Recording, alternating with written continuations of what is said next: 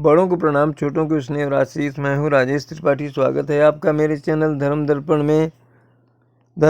हम आपको विचित्र विचित्र धार्मिक प्रसंग भी सुनाते हैं। तो आज का प्रसंग है जिसका शीर्षक है, क्या अर्जुन का संपर्क परग्रही लोगों से था? परग्रही यानी दूसरे ग्रह के लोग।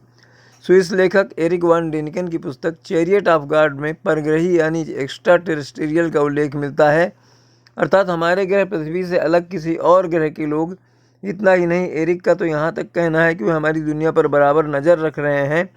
उनके अनुसार वो बीच बीच में हम लोगों से संपर्क करने का प्रयत्न भी करते हैं। यह भी कि कभी ना कभी उनका पृथ्वी के लोगों से संपर्क अवश्य होगा। डेनिकन का कहना है कि भारत में महाभारत युद्ध के योद्धा अर्जुन का इन परग्रहियों से संबंध था। दुनिया में आज भी कई ऐसे लोग हैं जो इनके बारे में जानते हैं। ये परग्रही बुद्धि बल और ज्ञान विज्ञान के मामले में पृथ्वी लोक के मानवों से बहुत बहुत आगे हैं।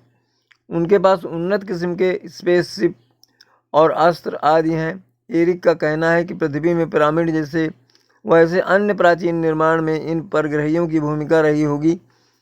वे यहाँ तक मानते हैं कि पृथ्वी पर अनेक बड़ी बड़ी चट्टानों में उत्कीर्ण अद्भुत से चित्र और मूर्तियाँ या अक्षर इन परग्रहियों द्वारा पृथ्वी के लोगों से संपर्क साधने का साधन भी हो सकते हैं। उड़न तस्तरियाँ भी इस तरह के दावे की पुष्टि करती सी लगती हैं। पृथ्वी पर कई जगह उड़न तस्तरियों के उतरने, उनसे विचित्र शक्ल के व्यक्तियों के निकलने की खबरें अक्सर पश्चिमी देशों से आती रही हैं। इन लोगों को एलियंस कहा जाता है। यह भी एक तरह से परग्रही ही हैं। धर्म ग्रंथों में उल्लिखित पुष्पक विमान आदि भी इस बात का प्रमाण है कि उन दिनों विज्ञान कितना आगे था। लोग पुष्पक विमान को काल्पनिक मानते हैं, लेकिन हमारे राष्ट्रपति रहे APJ अब्दुल कलाम ने कहा था कि पुष्पक विमान कल्पना नहीं हकीकत थी। सुना है कलाम साहब के बताई तकनीक के आधार पर हमारे वैज्ञानिक क्रायोजेनिक इंजन विकसित करने की दिशा में काफ़ी आगे बढ़ गए हैं। अगर प्राचीन धर्म ग्रंथों पर विश्वास करें तो महाभारत काल में कुंती के पुत्र अर्जुन वस्तुतः इंद्र के वरदान से प्राप्त हुए थे।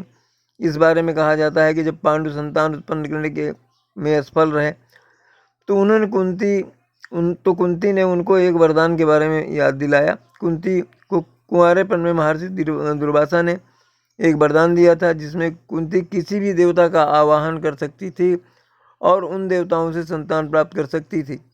पांड्यों कुंती ने इस वरदान का प्रयोग किया और इंद्र देवता का आह्वान किया।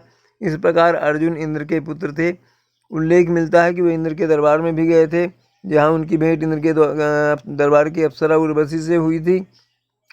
इससे सिद्ध होता है कि अर्जुन को पृथ्वी लोक से इंद्रलोक जाने की कला आती थी। यह भी सिद्ध होता है कि उसका परग्रहियों से संपर्क था। कहते हैं कि मंगल ग्रह से आए एक उल्कापिंड के कुछ ढांचे बैक्टीरिया के जीवाश्म जैसे लगते हैं।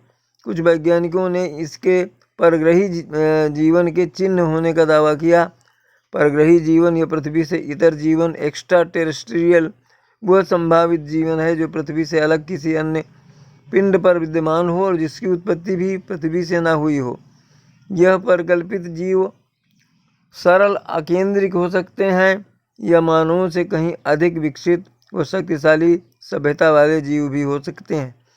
जिन कल्पनाओं में ऐसे परग्रही जीवन में बुद्धि की उपस्थिति मानी जाती है उसे परग्रही चेतना या एक्स्ट्रा टेरेस्ट्रियल इंटेलिजेंस कहते हैं। नासा चीफ बिल नेल्सन का कहना है कि ब्रह्मांड में है एलियन, एक दिन उनसे होगा संपर्क। बिल नेल्सन पूर्व एस्ट्रोनॉट भी रहे हैं। उनका कहना है कि इस ब्रह्मांड में इंसान अकेले सभ्य जीव नहीं है, इनके अलावा और भी बुद्धिमान जीवों के होने की, जिन्हें हम इंटेलिजेंट लाइफ कहते हैं या आम भाषा में कहें तो एलियन कहा जाता है, संभावना है। मानव की एक दिन अवश्य इन एलियंस से भेंट होगी। नेल्सन का यह बयान पेंटागन द्वारा एलियन यानों पर दी गई रिपोर्ट के कुछ ही हफ्ते बाद आया है। रिपोर्ट में कहा गया था कि एलियन यानों की पुष्टि नहीं कर सकते, लेकिन धरती के अलावा भी कुछ ग्रहों पर इंटेलिजेंट जीवन का वास जरूर होगा। नासा लगातार इन चीज़ों पर नज़र रख रही है। साथ ही अंतरिक्ष से आने वाले सिग्नलों संदेशों का भी अध्ययन करने की कोशिश की जा रही है।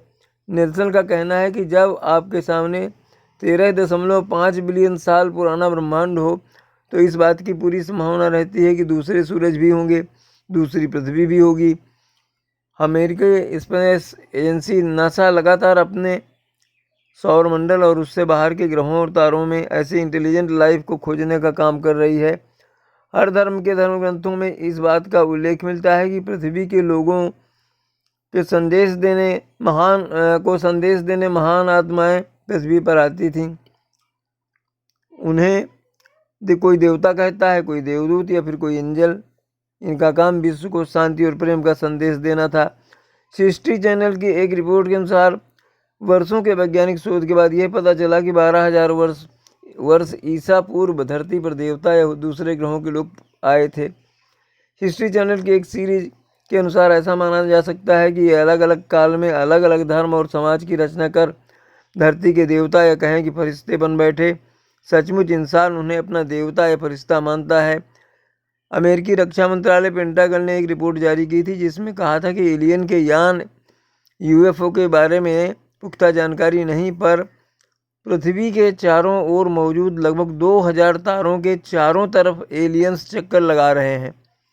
ये तारे पृथ्वी से 325 प्रकाश वर्ष की दूरी के अंदर स्थित हैं। इनमें 1402 तारे ऐसे हैं जहां पृथ्वी से पिछले 100 सालों में जितनी भी रेडियो तरंगें अंतरिक्ष में भेजी गई हैं उन्हें 75 तारों के आसपास रोका गया है। ये तारे धरती से काफ़ी पास हैं। स्टीवन स्पीलबर्ग की एक बहुचर्चित अंग्रेजी film encounter of the third kind I थी जो अनआइडेंटिफाइड ऑब्जेक्ट या यूएफओ पर आधारित थी। इसमें धरती के एक व्यक्ति का सामना यूएफओ से होता है तो उसके बाद क्या होता है यह दर्शाया गया है। अनजाने तथ्यों को जानने की उत्कट अभिलाषा ने ही मनुष्य को इस संधान के लिए प्रेरित किया कि हमारे विश्व के आसपास कोई दूसरी दुनिया है क्या है, तो वहाँ के लोग कैसे हैं। प्राचीन सभ्यता के अनुसार इजिप्ट और माया सभ्यता के कुछ लोग मानते थे कि अंतरिक्ष से हमारे जन्मदाता एक दिन निश्चित समय पर पुनः लौट आएंगे।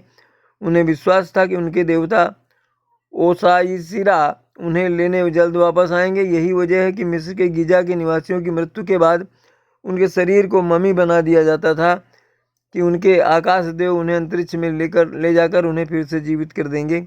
इजिप्ट के पिरामिडों की लिखावट से पता चलता है कि स्वर्ग से आए थे देवता और उन्होंने धरती पर जीवों की रचना की। इजिप्ट के राजा उन्हें अपना पूर्वज मानते थे। उन्होंने इजिप्ट वासियों को कई तरह का ज्ञान दिया। उनकी कई पीढ़ियों ने यहाँ पर शासन किया। भारतीय, मिस्र, ग्रीस, मैक्सिको, सुमेरु, बेबीलोनिया और माया सभ्यता के अनुसार वे कई प्रकार के थे, जैसे आधे मानव और आधे जानवर।